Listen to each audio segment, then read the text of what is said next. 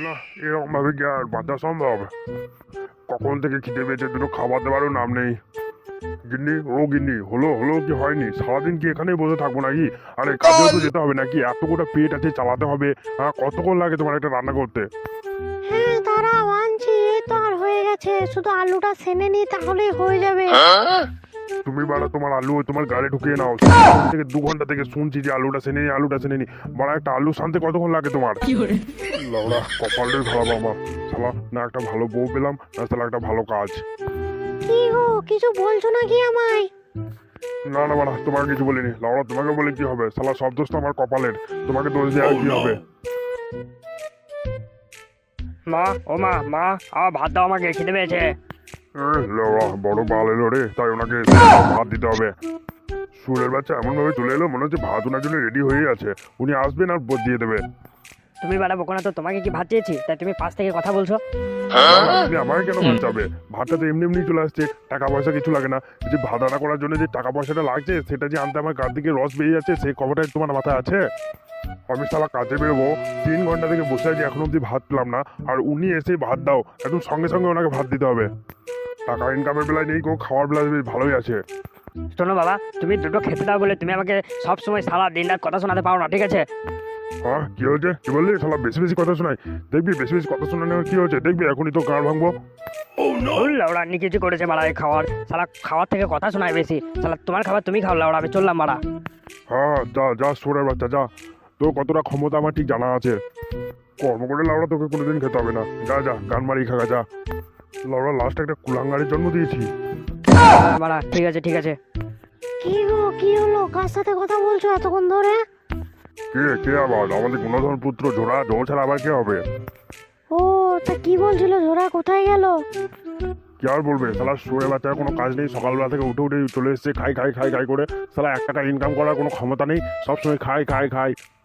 Income করার কথা বলেছি, তাই ওরা রাগ করে পালিয়ে গেল। যাক, যেখানে যাবে যাক, পেটে টান পড়লে আবার এখানেই আসবে।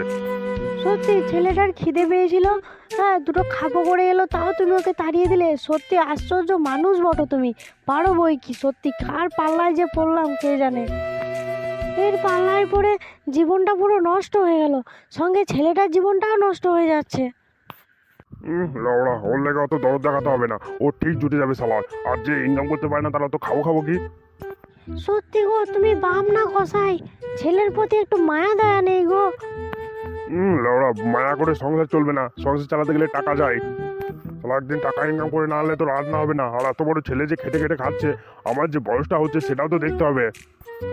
1 টাকা ইনকাম করার এখনো ক্ষমতা নেই।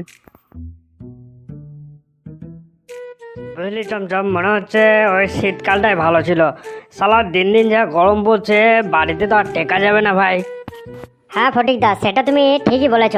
এই সালা দিন দিন যা গরম পড়ছে, বাপরে বাপরে। তাও এই 2 দিন থেকে বৃষ্টিটা একটু হচ্ছে বলে গরমটা একটু কম আছে, না হলে যে কে হতো কে জানে। বৃষ্টি না হলে কি হতো মানে, এই গাড়ি ঘাম এসে পায়ে পড়তো যদি বৃষ্টি না হতো 2 দিন থেকে। ভাগ্যিস মানে বিয়ে করিনি, বিয়ে করলে মানে এই গাছের ছায়ায় বসে থাকা বার হয়ে যেত। মানে এক্ষুনি এই রোদে রোদে যেতে হতো কাজ করতে। তাও যা বলেছিস ভাই, কথাটা তো একদম ঠিক বলেছিস। হয়তো ফটিক দা ঝোড়াও চলে এসছে। আরে ছোড়া আয়, বস মারা এখানে বস। লাউড়া কোথায় ছিলিস সকাল থেকে? আর মুখ টাইপের লাউড়া এমন শুয়োরের পুন্দের মতো কেন করে রেখেছিস? কিরে মারা, আর তো কি ভাবছিস তুই? আর বলিস না মারা, এই শুয়োরের বাচ্চা বাপটা চালাই, বাড়িতে টেকার ভাই মুশকিল হয়ে গেছে। কেন না মারা, কি হলো কি? কাকু আবার তোকে কিছু বলেছে নাকি? আর বলিস না মারা, এই কাজে যায় না বলে উঠতে বসতে খেতে লাউড়া হাঁকতে গেলেও সালা খোটা দেয়। এর জীবনে কি করবো কিছু বুঝতে পারি না। ও মারা, এই ব্যাপার। এটা আবার নতুন করার কি আছে? এটা তো প্রত্যেক দিনই শুনতে হয়। তা মুখটা এরকম করার কারণটা কি তা? এগুলো তো মানে আমাদের ঘরে আমাদেরকেও শুনতে হয়। হ্যাঁ বাবা, তো তোর আজকে এমন কি হলো যে তোর পুরো মুখটাই মানে শুয়োরের পুন্দের মতো হয়ে গেল? আর বলিস না ভাই, এই খেতে বসেও কথা জ্বালাতে না খেয়ে উঠে পালিয়ে আসতে হলো।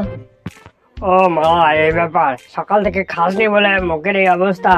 তো টেনশন কেন করছিস? চ সবাই মিলে পচাদার দোকানে পরোটা খেয়ে আসি। আরে চোদন, এখানে তো দেখছি বাড়া পুরো গ্যাসের লাইন দেওয়ার মতো ভিড়ে বাড়া। হ্যাঁ বাড়া, তা যা বলেছে ফুটকেদা। মানুষ কি ওরা শুধু পরোটাই খাচ্ছে নাকি অন্য কিছু খাচ্ছে না করলে ওরা? এই যে দাদা ভাই, এই যে দাদা ভাই, এদিকে আসুন, এদিকে আসুন, খেয়ে যান পচার দোকানের স্পেশাল পরোটা। 3টে পরোটা, আনলিমিটেড তরকারি, সঙ্গে একটা সিদ্ধ ডিম, মাত্র 40 টাকা, যাতে হবে না আপনার ট্রেনেরও টিকিট। আসুন আর খেয়ে যান। এ পল্টু, চল চল চল, তাড়াতাড়ি চল, সকাল থেকে লাউড়া কিচ্ছু খাইনি, খিদে পেটে ডন টানছে, তাড়াতাড়ি চল। হ্যাঁ হ্যাঁ, আয় আয় আয় আয়। এই যে বাজার, এদিকে একটু ঘুরবে নাকি? হ্যাঁ হ্যাঁ মারা, বল তোর আবার কি হলো, বল বল বল। না মানে বলছি আজকে কি ধনিয়া পাতা দাও না নাকি? ধনিয়া পাতা কই শেষ হচ্ছে না। না রে লাউড়া, দিনই কো ধন্যবাদ, আজকে ধনেই আছে সুরের বাচ্চা। মানে মানে মানে মানে মানে একটা পচা পচা, এই কি তোমার মুখের ভাষা? এটা কি ঠিক হচ্ছে বলো? বেশি গাঁড় পাকামো করিস না, নাহলে গাঁড় ছুলে দেবো। এসেছিস তো মানে ফ্রিতে খেতে, আর তার আবার গাঁড় পাকামো। আরে ছি ছি ছি পাতা, ওইসব কেউ ক্যামেরার সামনে বলে? ও বলতে হয় তোমার, বলো পয়সা নিয়ে খেতে হয়, এইসব বলতে হয়। আরে সুরের বাচ্চা, পয়সা দিয়ে খাবো বলবি, এখন আমার পোঙাটা মেরে দিয়ে চলে যাবি কানকির ছেলে। চলো রে বাচ্চা, পরোটা দিবি না নাকি আমাদেরকে? হ্যাঁ হ্যাঁ, দিচ্ছি দিচ্ছি দিচ্ছি। এ ভাড়া, এই কাজের টাইমে এখন গাঁড় জ্বালাবি না, ঠিক আছে? কাজ করতে দে।